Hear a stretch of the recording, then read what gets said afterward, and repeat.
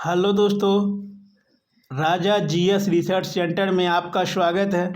तो दोस्तों, आज हम बात करेंगे विज्ञान साइंस से संबंधित जो क्वेश्चन बीपीएससी में पूछे जाते हैं उसको आज हम शॉर्ट में लेके चलेंगे। तो दोस्तों, बीपीएससी में जो क्वेश्चन पूछे जाते हैं उसको आज हम शॉर्ट में लेके चलेंगे। वन लाइनर क्वेश्चन है दोस्तों। चलिए दोस्तों, जल्दी जल्दी देखते हैं। प्रकाश तीव्रता का मापक कैंडिला है। क्या है दोस्तों? प्रकाश तीव्रता का मापक कैंडिला है। प्रकाश की मात्रक का मापक मॉल होता है। इलेक्ट्रोस्कोप एक वैज्ञानिक उपकरण है जिसका उपयोग किसी वस्तु पर विद्युत आवेश की उपस्थिति का पता लगाने में किया जाता है। इसे क्रूड वोल्टोमीटर भी कहा जाता है। इसकी खोज गिलबर्ट ने की थी। प्रकाश की गति सबसे अधिक निर्वात में होती है। दोस्तों, इस क्वेश्चन को याद रखना है क्योंकि ये बराबर पूछा जाता है।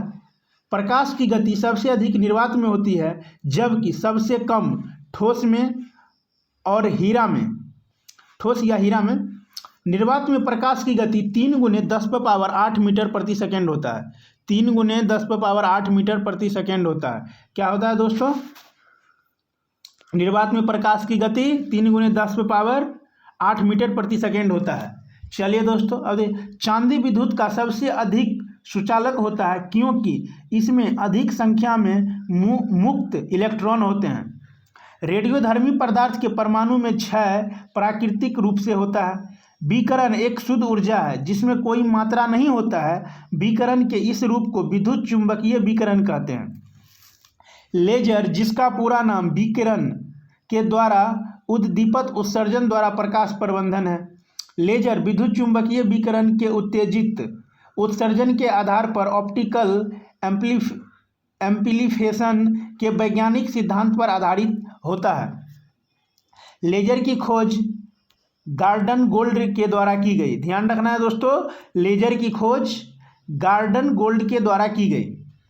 हवाई जहाज ऊपर जाता है, वायु दाब ऊंचाई के साथ कम होता है, इसीलिए पेन की स्याही भरकर जाने से यात्री को मना की जाती है क्योंकि वायु दाब में कमी से पेन की स्याही बाहर निकल सकती है। तो दोस्तों, हवाई जहाज जो ऊपर जाता है तो वायु दाब ऊंचाई के साथ कम होता है। जैसे जैसे हम ऊपर बढ़ेंगे वहाँ क्या होता है, वायु घटते जाता है, वायु कम होता है। इसीलिए पेन में जो इंक रहता है दोस्तों, उसको यात्रियों को मना किया जाता है कि आप इसे लेकर के प्लेन में नहीं बैठे, इससे जहाज में नहीं बैठे, क्योंकि जब ऊपर जाता है तो हवा की कमी के कारण पेन का स्याही या इंक बाहर निकल जाता है, निकल सकती है, में भी नहीं भी निकलता है लेकिन निकल जाता है।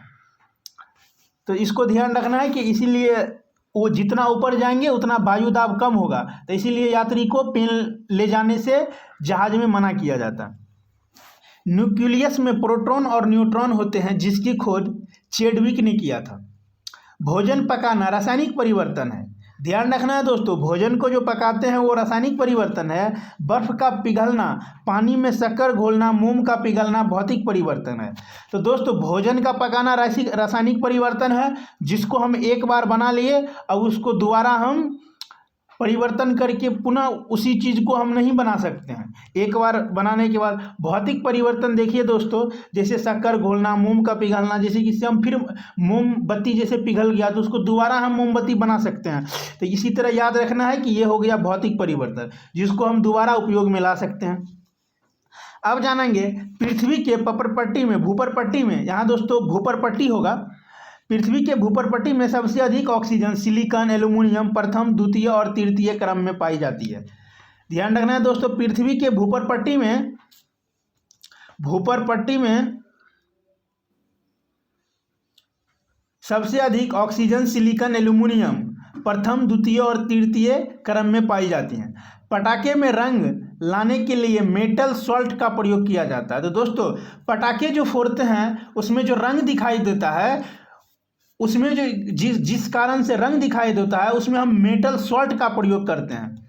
लाल रंग देना हो तो स्ट्रोंटियम कार्बोनेट, नारंगी रंग कैल्शियम क्लोराइड, पीले रंग सोडियम नाइट्रेट, हरे रंग बेरियम ऑक्साइड, नीला रंग कॉपर क्लोराइड का उपयोग किया जाता है। तो दोस्तों, पटाखे में रंग लाने के लिए मेटल सॉल्ट का प्रयोग किया जाता है।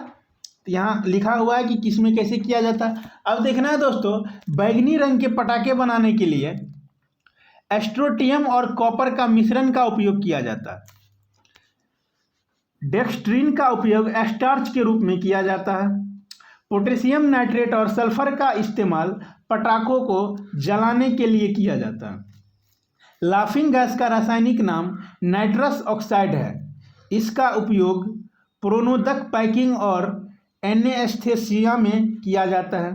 एलपीजी में ब्यूटेन और प्रोटेन मुख्य रूप से रहता है। यूरिया को रासायनिक दृष्टि से कार्बोमाइड कहा जाता है। यह अधिकांश बायोफ्लूइड मल मूत्र रक्त में पाया जाता है। कोशिका के अंदर यूरिया मुख्य रूप से माइटोकॉन्ड्रिया और साइटोप्लाज्म होते हैं। लाइसोसोम को कोशिका की आत्महत्या की थैली कहते हैं। ध्यान रखना है दोस्तों कि ये क्वेश्चन बराबर पूछे जाते हैं कि लाइसोसोम को कोशिका की आत्महत्या की थैली कहा जाता है, क्योंकि इसमें लैक्टिक एंजाइम होता है जो कोशिका और अवांछनीय पदार्थों को पचाने में सक्षम होता है। गुणसूत्र कोशिका के केंद्रक में पाए जाने वाला डीएनए का एक संगठित पैकेज है। मानव शरीर में लीवर सबसे बड़ी ग्रंथि है जो पेट के दाहिने तरफ होता है। इसका मुख्य काम पित्त का उत्पादन और प्रोटीन, वसा और कार्बोहाइड्रेट का अपचयन करना, विटामिन, खनिज पदार्थ और ग्लाइकोजेन को संग्रहित करना एवं प्लाज्मा प्रोटीन एल्ब्यूमिन को संश्लेषित करना और रक्त को साफ और शुद्ध करना है। नीलहरित शैवाल को साइनोबैक्टीरिया कहा जाता है।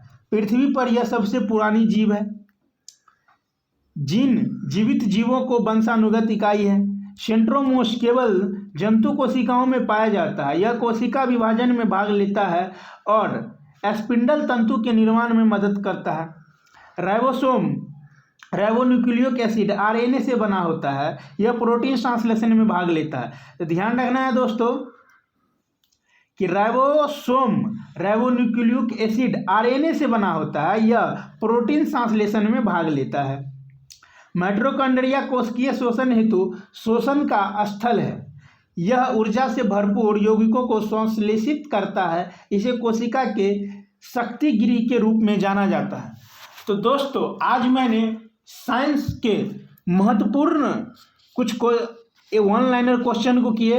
आशा करता हूं कि आप लोगों को मेरा वीडियो अच्छा लगा हो। तो दोस्तों, आप लोग मेरे चैनल को सब्सक्राइब कर दीजिएगा, शेयर कर दीजिएगा। तो मिलते हैं फिर नेक्स्ट क्लास में। जय हिंद।